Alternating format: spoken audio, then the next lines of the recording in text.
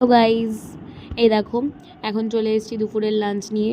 আর আজকে দুপুরের লাঞ্চে ছিল হচ্ছে গিয়ে গরম গরম ভাত।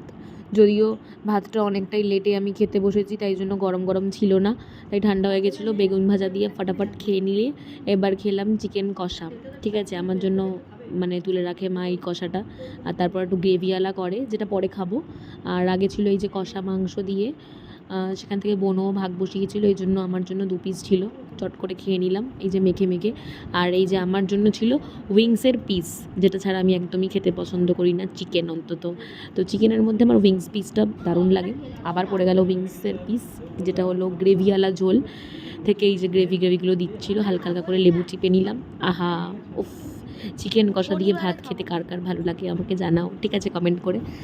আর আমার খেতে খেতে আজকে অনেকটাই লেট হয়ে গেল, আবার যেই কে সেই আমার তো লেট পাবলিক আমি, তোমরা জেনেই গেছো। তো তোমরা কি আজকে লাঞ্চ করলে সেটা আমাকে কমেন্ট করে জানিও, ঠিক আছে। তো চলো, আমি হচ্ছে আমার চিকেন দিয়ে মানে আমার চিকেন না, চিকেন কষা দিয়ে, ভাত দিয়ে, মাংস দিয়ে খাই। আর হচ্ছে তোমরা কে কী করলে আমাকে জানিও, ঠিক আছে। তো চলো, সবাইকে টাটা।